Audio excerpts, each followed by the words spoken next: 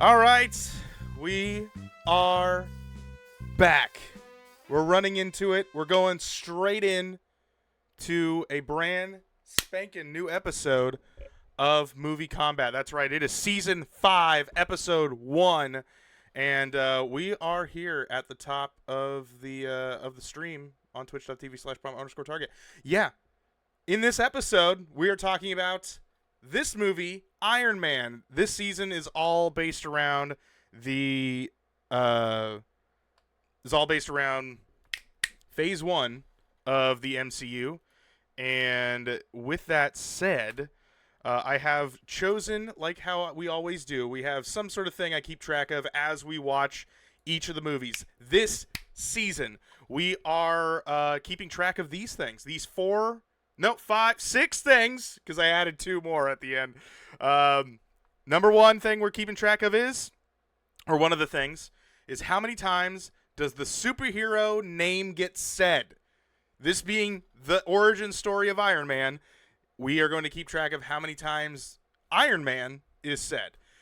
Then, how many superhero landings are there? Now, this was a reference that Deadpool has said also in Black Widow.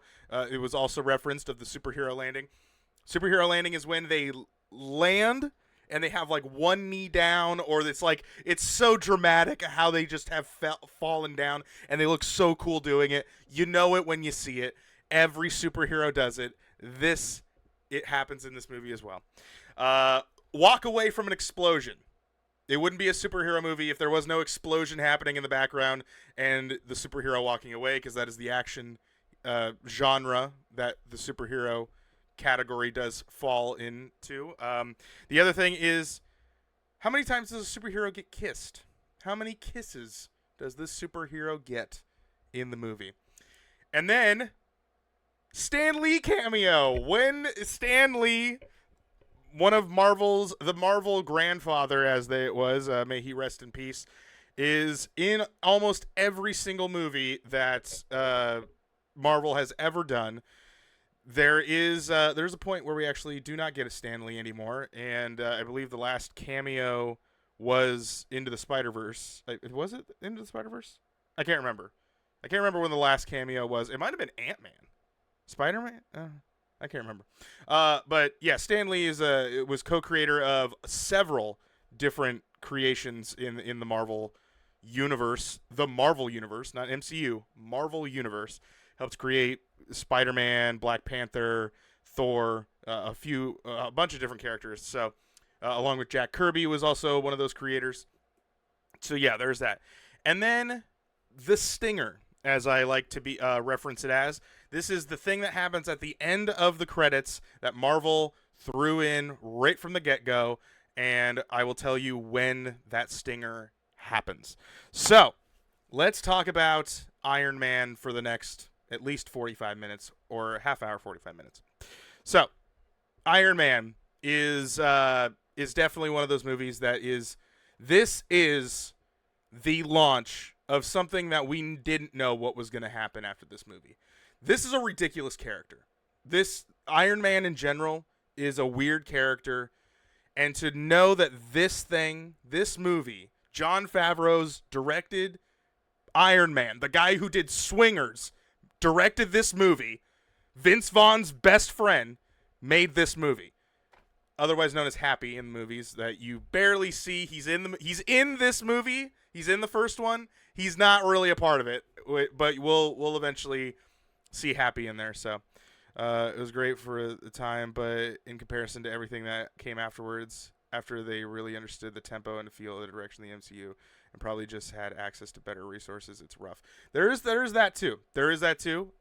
Especially knowing that the bar just kept getting set higher and higher and higher. Because there was a time when Marvel was just pumping this MCU like teat of this cow hard. It was insanity of how much like this franchise it's just crazy to go back and watch this movie. I will say it does hold up though. It does hold up compared to a lot of other movies, and you know, as I kind of was watching this in the light of two different things. I was watching it as a critique because obviously this is a review, so I have to review it and I have to be brutally honest to it. There is times where the movie is a little bit like, it's a little bit of its time. It's 2008. We feel like this is how this is. And there's a lot of explosions in this. So much practical explosions. You'd think it was a Michael Bay movie. Like, it's shocking it wasn't a Michael Bay movie. But you had Transformers that came out, like, I think a year before this. So that kind of, like, thing was still... It was the Buzz movie icon sort of thing that was going on. There's a certain grittiness that I love of later Marvel movies lack because they were so sanitized. Yeah, and the other thing is this is also before Disney bought them. This is a Paramount Pictures movie, as you may have saw in the beginning when you watched this movie. The Paramount Mountain is shown because Disney did not make this movie. It was before MCU was a thing. It was the start of something because what we'll later get into is the Incredible Hulk will eventually be talked about, and then we're going to get Thor being talked about later in the season. We're going to get a whole bunch of stuff, and it is the start of something that, you know, Kevin Feige's mind is trying to do something that we've never seen before.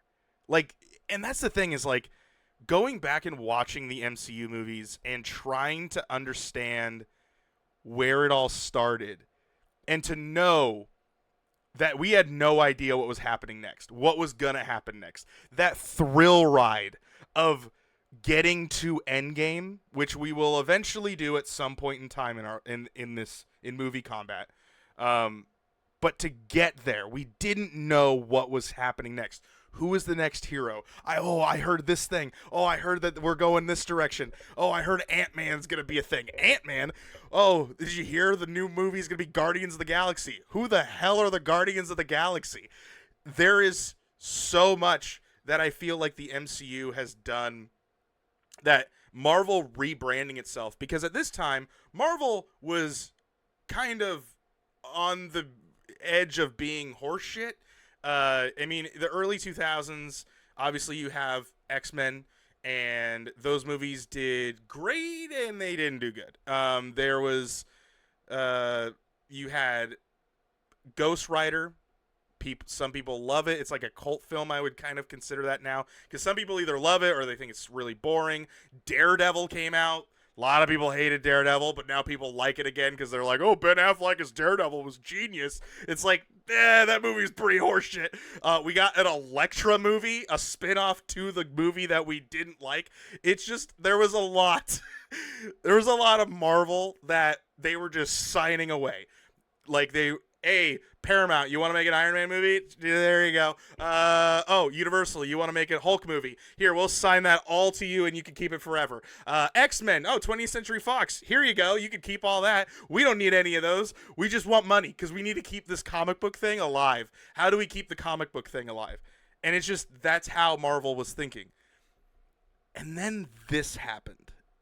And then you happened. And then the fandom grew, and it kept going, and it kept going, and it kept going. And this was the one that started it.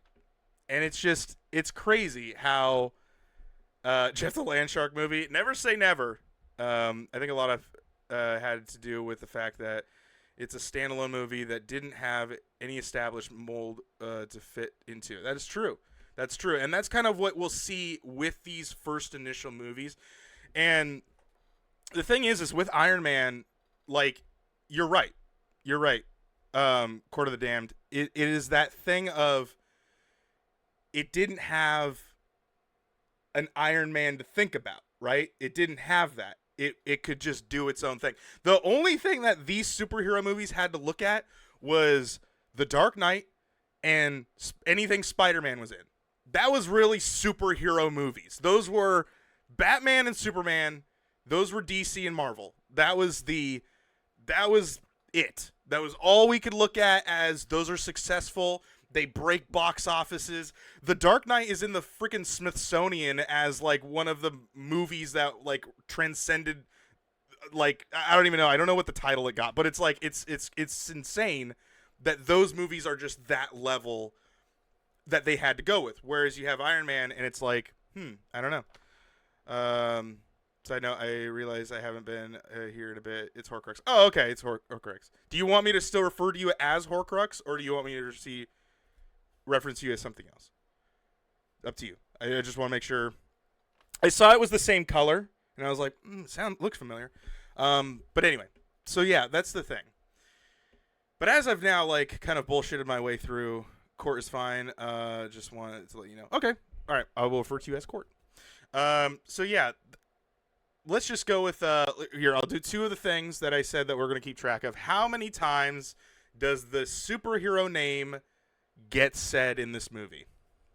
How many times does Iron Man, the word Iron Man, or I mean the name Iron Man, get said?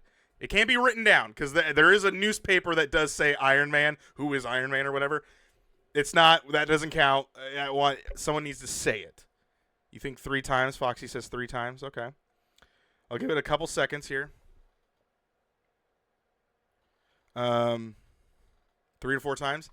It is said 6 times, and all of that is at the end. So Pepper and Tony say it back and forth a couple times because he's like, "Oh, Iron Man, I like the sound of that," or I don't. Even though, it's not actually made out of iron, it's actually this, something alloy or whatever the hell he says. So it's it's kind of that thing of like, oh, it's just gonna get said so many times, and then obviously the final. Oh, actually, not the final time in the movie it is said is when he's looking at his cards, and he goes, "I am Iron Man," and then it just plays Iron Man, which is like one of the best endings to any movie, really, because it's like it sets it up. It's such a setup for that like it's just so good. But and then obviously Nick Fury will say it the last time in the actual time running of the full on film. Alloy to be prevented from being frozen. There you go. That is true. Yeah. How did you deal with the frozen problem? And which is so crazy. See, that's another thing that's so crazy about this movie. And again, I will get to my critiques of actually watching the movie, but this is coming from someone that has seen every Marvel movie that has come out. Whether I wanted to, well, I always want to. I sometimes will regretfully watch them, but watching Iron Man now, knowing what I know, going back, there are so many little things that make this character so special because they continue to build on him. And Robert Downey Jr. just does a great job. Jeff Bridges as the bad guy was really good because everyone knows the whole Tony Stark was able to build this in a cave with a bunch of scraps. Like, that delivery is so good. As like, that is a bad guy. That is a bad guy. He is a villain, and he does it so well. And it's just, yeah. Watching Iron Man made me appreciate him a lot more. Top 5 hero, in my honest opinion. He is an interesting character, especially in the comics. The comics have now changed slightly. He's always been this, like, kind of a rich asshole, but he has some sort of redeeming qualities in some way, shape, or form. But then when the character now has been and become Robert Downey Jr.'s Iron Man. Like, you read an Iron Man comic, this is the Iron Man you're going to get now. And it's because everyone just kind of assumes that this is who he is. He's always been this way. It's just now it's kind of, this is him. So that's what we're going to get. What made Tony special? Because he learns from his mistakes. That is true. And that's the thing is, like, even looking at, like, the build of his, when you see the Mark II, which is this Iron Man, then we eventually are going to get, I think in Iron Man 2, which is going to be in this season, because Iron Man 2 is technically Phase 1. I believe we're in Mark 4. So you're going to see how this is such like a movie detail that you're like, as a fan, you're gonna notice it. Because normally when you watch it for the first time, you don't give a shit about what he's talking about because he's just making an Iron Man. It doesn't matter. You want to see what this thing looks like when it's all colored and everything. But it's like when you watch Iron Man 2, you see, oh, like watching this one, Jarvis refers to the fact that, well, if you ever want to like fly to other planets, you're going to need to fix blah blah blah blah blah blah blah. And it's like in your mind, it's such a throwaway line. You're just like, yeah, whatever. If he ever goes to a planet, whatever. And then we eventually, we're gonna get there. And so it's like that's just so much of a light drop that going back is like the directors have remembered to like keep that alive, and it's just really really cool. And that's just future stuff though. This movie is the pillar to move us forward in the MCU, and there are several pillars that do that. This is obviously the first one, and therefore it will be the one that does that. That is going to be a pillar. I'll kind of point out the ones that I feel are the pillars of the MCU as we kind of go, because I don't want to spoil things in case people have not seen any of these movies. So we'll kind of go from there. But as of now, that's what we're going to do. Let's jump back to another one of these fun look at superhero landing. How many times does a superhero landing happen? When if Iron Man falls down and he's like Tim Tebowing, or like, knee, one knee on the ground, one knee up, that kind of thing, and his fist is on the floor because he just landed. How many times does that happen? And as you guys kind of guess that, then four times. Okay. He is known to do that. Tony is known to do that. But in this one, I counted one time. One time he does that. I thought he did more times in this movie, but he only did it once. He falls a lot. Like he falls down and crashes quite a few many times. I highly suggest rewatching Iron Man. It holds up. It holds up. And actually, you know what's even more sad is visually. There's a few times the CGI kind of looks like CGI, but there's times where the CGI looks way better than some modern day Marvel movies. It's shocking that you're like, yikes. Like, I've seen some newer one. I saw one 2 years ago that did not look like this. So it was so good for its time. How many times does he walk away from an explosion? How many times do you think this guy blows something up and he walks away from it?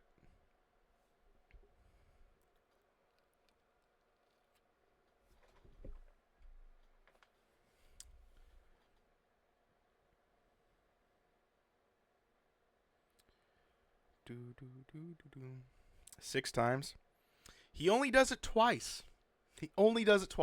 And one of those times, he didn't really. He kind of falls a little forward. It's the two times I counted was one when he tests out the Jericho, which is the giant missile thing, and he launches it into the. And it says one of my favorite cocky douchebag Iron Man lines that I love from this movie is, my dad always said that, or no, the saying is that it's always, the best weapon is one that is never fired. Well, I totally disagree. The best weapon is only that, the best weapon, this is all from memory, so I'm trying to remember it. The best weapon is the one you only have to fire once. That is like the douchiest Iron Man line. Like, I like that so much. I prefer the weapon you only have to fire once. It's his pause. It's like fire once. Like, it's so douchey, but it's so good. It sets him up, and it's before he has, he gets the caravan gets blown up and he gets captured and stuff. So he's still douchey Tony Stark. So it's just how he is. So I counted that one, and then obviously the one where the tank shoots a giant rocket at him, and he just lets it fly backwards. It misses, and then he goes, and then he tink, and then it just explodes, and he's walking away. I'm like, okay. So yeah, that was how that works. The other one I kept track of was how many times does a superhero get kissed? I only counted one time. One moment. I counted a moment because he does sleep with the reporter, but he only does it. I was like, I'm not gonna count how many times that woman is kissing him because I'd have to sit here and pause like him making out with somebody. Didn't want to do that, so I just counted it as one. And yeah. So let's see here. I'm bringing up the IMDb because we're gonna have to shift to that here in just a moment. The Stan Lee cameo. He kisses Pepper. Does he kiss Pepper at the end? I couldn't remember. That's what I thought because he gets close. He gets very close. He does kiss Pepper at the end. No, he does. Okay, we'll bump it up to 2. We'll bump it up to 2 times. Because at that point they're in a they're like getting into a relationship. So yeah, because like when they're at the party, they get very very close to kissing each other, and then they don't. So the only time that I could see it that I missed it would be at the end. So because I actually looked away for a brief moment, and then yeah. Okay, so maybe because I don't remember seeing them do that. I'm gonna bring it down to 1. I'm gonna bring it down to 1. You can disagree with me. I didn't see any other kiss because yeah, that was the moment I saw that. Okay, the Stan Lee time stamp cameo. This is where Stan Lee shows up at some point in time in the movie, and he shows up 1 hour and 8 minutes into the movie. That is where you can find Stan Lee, and it's where Tony is walking in, and he goes, "Hey, Hef, how's it going?" Or, "Hey, Hef, looking good," and he walks away, thinking he was Hugh Hefner, and Stan Lee kind of rotates, missing Tony Stark, and then going back to chatting with some babes. And then the stinger at the very end of the movie, which Nick Fury shows up to talk to Tony about him joining the Avengers Initiative, is at 2 hours and 5 minutes and 11 seconds. So if you want to just watch the stinger, that is that moment. And that is the first time that we are getting talk of the Avengers, I believe. Because I don't know if Iron Man predates the Incredible Hulk. Now I got to check. The Incredible...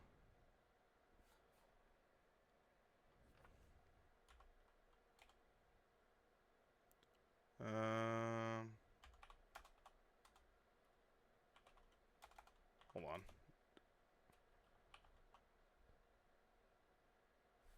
No, 2008. Same year. It came out same year. So I don't know. I'd have to... Okay, so this came out... Incredible Hulk came out... Damn, where's the... June 13th, 2008. And Iron Man came out...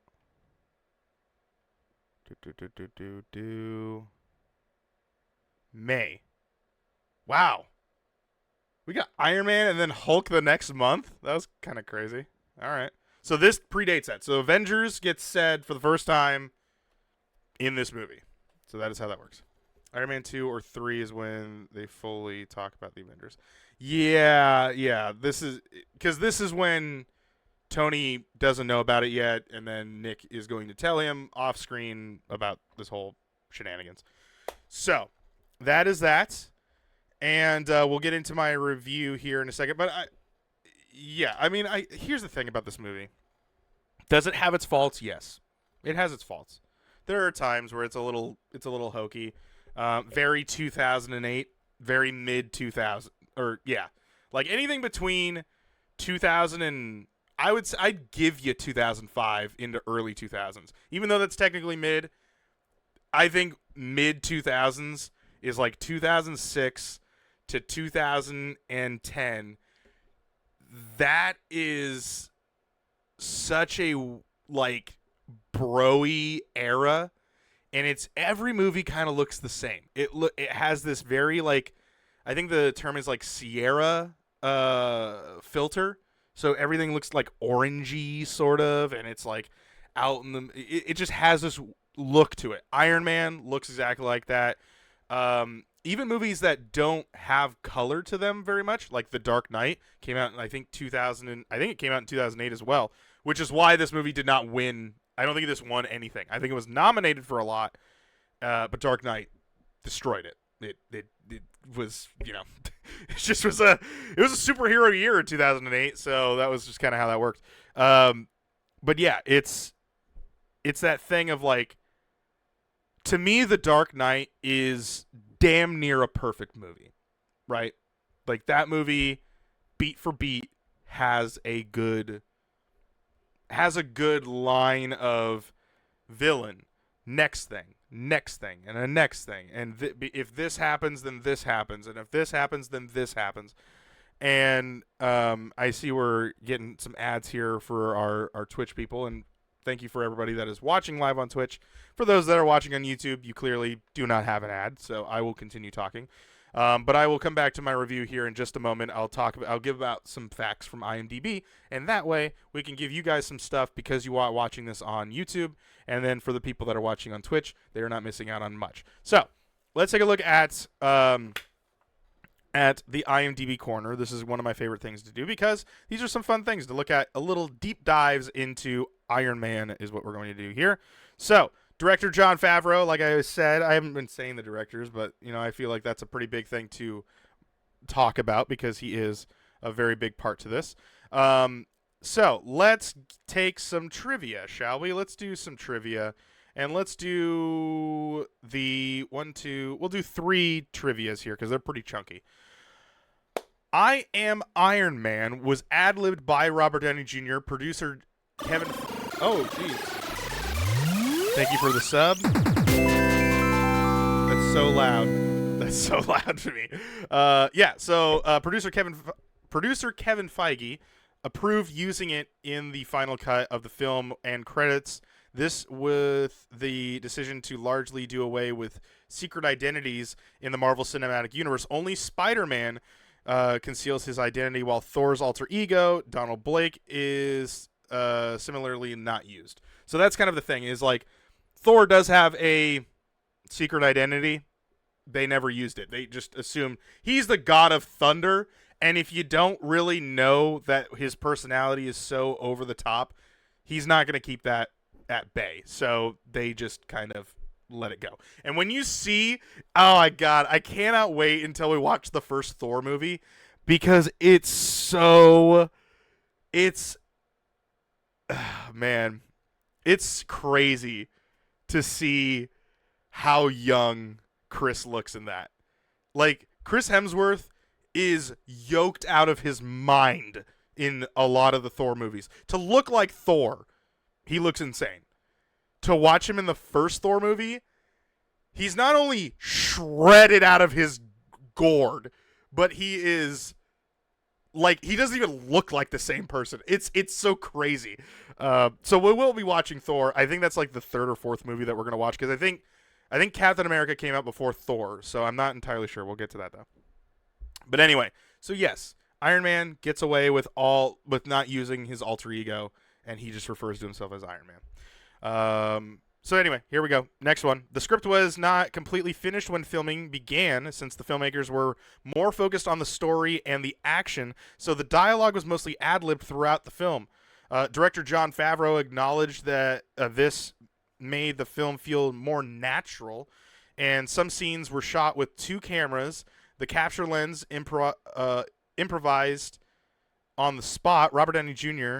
would ask for many takes of one scene since he wanted to try something new. Gwyneth Paltrow, on the other hand, had a difficult time trying to match Downey with subtle line, and she never knew what to say. Which, honestly, yeah, like, she's a weak character anyway, so it's like whatever.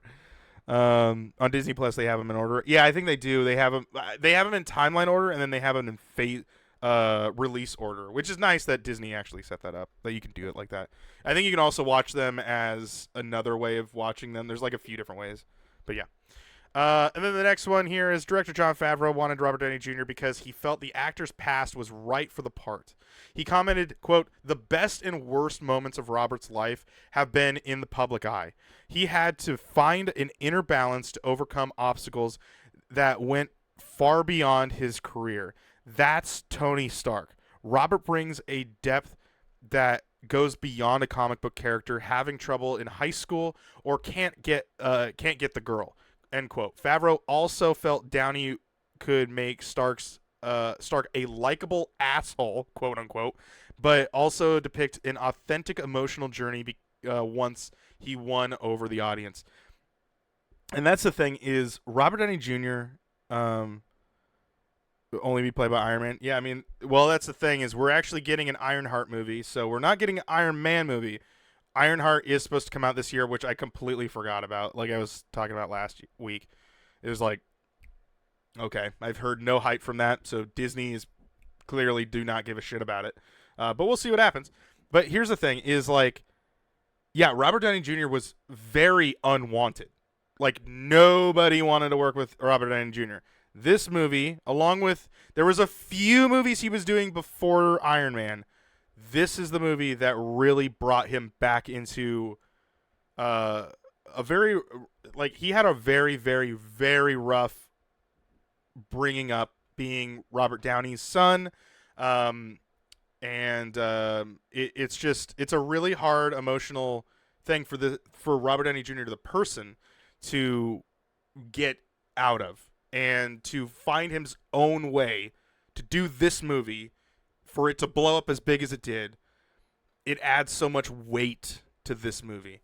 And it's not something that you can really critique as a review part of things, because if a movie sucks, the movie sucks. That's just how things work.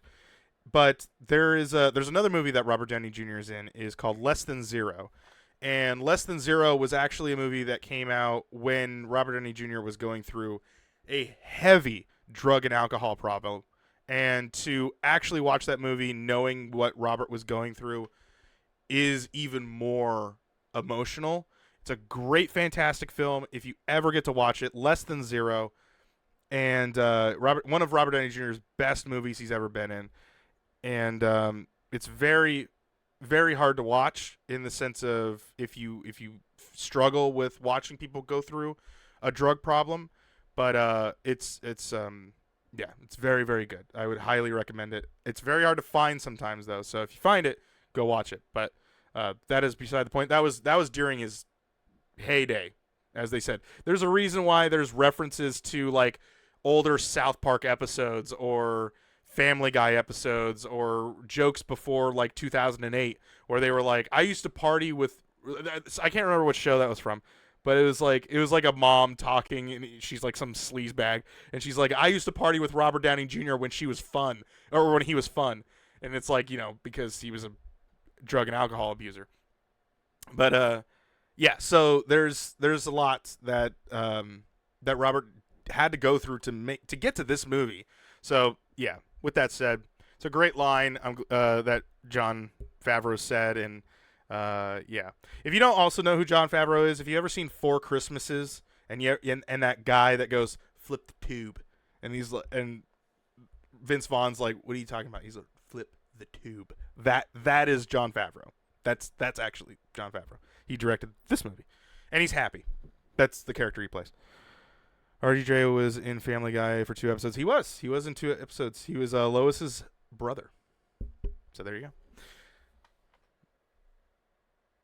I did not know that. I didn't know he was a guest star on Sopranos. That would have been before Iron Man. Because I think Sopranos was going on in like early 2000s, right? It was like 2004 to like, what, 2000, probably the end of this. He was a director. That makes sense. Okay. On to the next one. Let's look at some goofs. There's some goofs. Continuity. We'll go with one of these. When Tony Stark is showing Jensen his schematic, which is the guy who helped him build the first Iron Man, the Mark I, in the cave. He built the gear with a bunch of scraps, like that thing. For the Iron Man suit, the newly made mini arc reactor is glowing in his shirt. Then, in the next scene, it shows them placing the one he just made before that scene. Ah, okay. So it's a little out of order kind of thing. When Tony Stark drives the Audi R8 to Disney Hall for the benefit event, there is no front license plate affixed to the vehicle. However, when he pulls up the entrance, his Stark 4 vanity plate is clearly visible in the front of the car. All right. Well, there you go. They clearly didn't want to pay for that because having to pay for a license plate is expensive. All right, let's see what some quotes are. I'm sure I know which ones are going to be in here.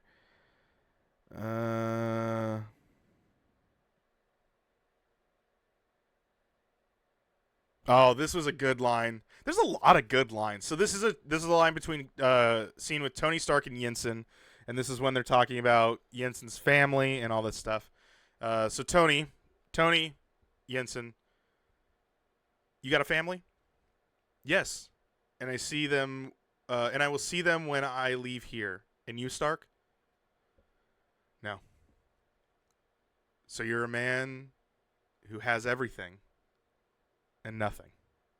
And then that's the end of it. And I was like, that's a good line. Let's see here. I'm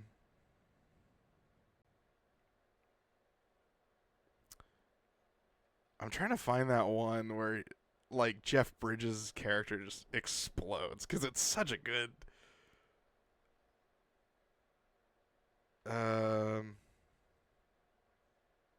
it's not like on the top here, so that's kind of where I'm like, and a lot of these are kind of a lot of chunks of back and forth, but not a lot of. I totally forgot Pepper's real name is Virginia. Her name is Virginia Potts, but he calls her Pepper Potts. I totally forgot that that's what he says. Let's see here. Oh yeah, and then Agent Coulson and Tony Stark, like Strategic Homeland Intervention Enforcement and Logistics Division. Oh God, you really you need to change that name. Yeah, I hear that a lot. There's some good lines back and forth in this movie. All right, let's go to crazy credits. This is kind of a fun one. We'll do two of these. A scene appears after the closing credits. Tony Stark arrives home to find S.H.I.E.L.D. director Nick Fury waiting for him so that they can discuss the Avengers initiative. This leads to The Avengers in 2012, a superhero-themed team of which Iron Man is founding member.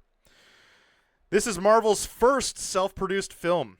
The first film in the Marvel Cinematic Universe. So the Marvel logo is slightly adjusted. It fully appears, and then it is accompanied by the title Marvel Studios. So, there you go. Part of the closing credits are seen against computer graphic renders of armored suits. One of the renders is the armor with a Gatling gun attached, which is War Machine, and will appear in Iron Man 2. So there's that too. Okay. Let's look at this movie. This movie had to have taglines. It's a modern day movie. And also like a hard to advertise one. Taglines. Here we go. Taglines are things that are on the movie poster that are trying to sell the movie, and there are two of them. First one, this is what you would see. You'd see this poster, and then you'd see it in the movie theater as you're walking by, and there would be some verbiage, some sort of sentence or a one word, some sort of word to sell you on the movie, to tell you what this is.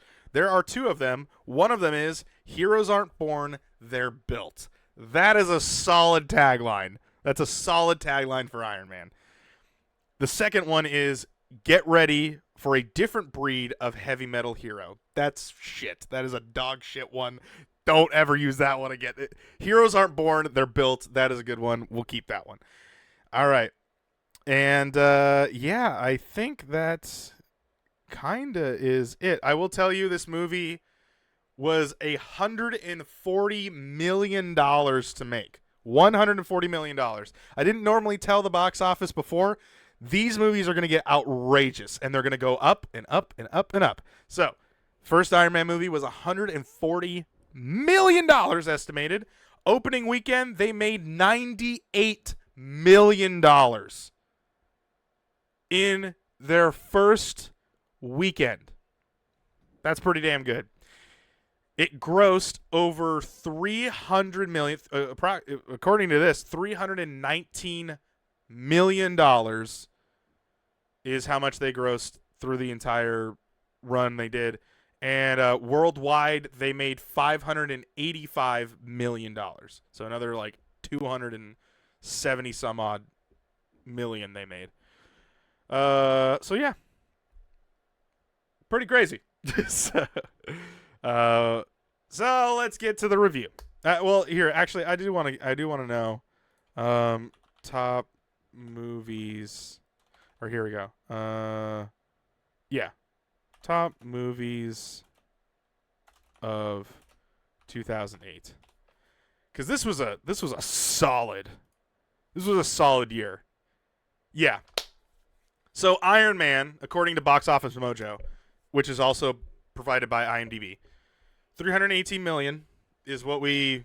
Is that the same? I feel like it's less than what I just saw here. Okay, it's a little less, but for the most part, it's 318 million and some change total grossing. May 2nd. The Dark Knight was 530 million. 300 is insane. 530 million is that's bonkers for The Dark Knight. So that's why it beat it out. And then you had Kingdom of the Crystal Skull that also came out in 2008. Also almost made the same amount as Iron Man. Hancock came out. Wall-E came out. These are also in order. So like Iron Man. Okay, in order. Top 5. The Dark Knight, Iron Man, Indiana Jones, Kingdom of the Crystal Skull, Hancock, and Wall-E are the top 5 movies of 2008. Kung Fu Panda also came out, the first one. Twilight came out in the first Twilight movie came out. And let's see here. Mamma Mia came out. The Incredible Hulk also came out. Wanted, Juno, Four Christmases, another Jon Favreau movie. Tropic Thunder, which is another Robert Downey Jr. movie. The Mummy, Tomb of the Dragon. Well, I think that was the last one. Step Brothers came out in 2008. Beverly Hills Chihuahua came out in 2008. High School Musical 3 came out. Pineapple Express, 21. Marley and Me. Cloverfield came out in 2008. These are now, I'm just reading these. These are not in order. National Treasure Book of Secrets, which I think is the third one. Is it the third? I think it's the second or third one. I don't know. Spiderwick Chronicles. Yeah, 2008 was solid. 2008 was bangers. Yeah, Semi-Pro. That's another Will Ferrell movie. Yeah, 2008 was solid. Okay. Cloverfield Lane had John Goodman in it. That's the second one. Okay, that is it. Let's get into the review, shall we? Okay. What are the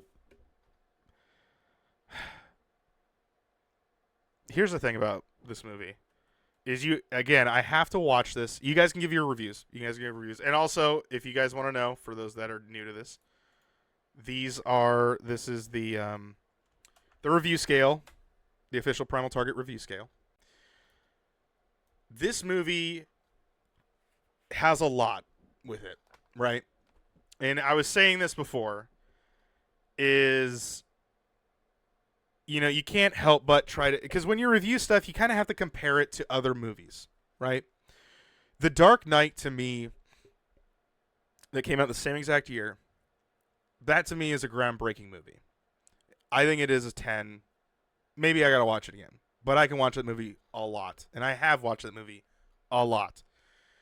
Iron Man is kind of one of those movies that you kind of watch every once in a while, but then you watch it and you're like, damn, that is still a fucking good movie. So it's definitely I had this troubling thing of it's either a marvelous movie, which would be hilarious, or a must-have movie, which would be in the nines. And I think with the fact that you have a really good villain, again, Jeff Bridges, totally of a character that is all it is just a bigger Iron Man. This movie is just an Iron Man fights a bigger Iron Man. That is the bad guy versus good guy situation. That's it. That's all this is. Like, but they don't. It doesn't feel like that. It doesn't. It doesn't feel like I'm just watching small thing fight other big thing, and it's the same thing but just bigger than that. It's like that. That's the formula that you can easily cop out for. But if you have a good story, it doesn't feel like that. This movie does that because not only is the hero very good, but then down there, the villain is very good. He feels conniving. He is bad. Robert Downey Jr.'s Tony Stark knows he's a bad guy. He knows he screwed him out of those things. He knows that he is this asshole, but he doesn't. But how does he stop him? How does the guy that you looked up to, that raised you essentially, how do you stop him from being this evil corporate bastard? And that's where he creates he has a purpose to create the thing. He creates the thing. One, to survive, and then also two, then eventually to stop whatever is happening. So that storyline is just really, really good. And a hero is as good as his villain. That's very true. And I think this movie does really prove that. And I think also Court was saying the same thing of like that it didn't have a mold it needed to fill because Batman didn't come out yet. Dark Knight didn't come out. The only thing that came out before this was Batman Forever, which also did very well, but it didn't do numbers of, like, I mean, obviously when this movie's coming out and The Dark Knight is coming out in the same year, this movie's done. Like, that movie was done. They can't do it really anything else. So I am officially giving this Iron Man because it's just so good. It is rewatchable. It is still enjoyable rewatching it several times into the years of this being out, approaching 20 years of Iron Man.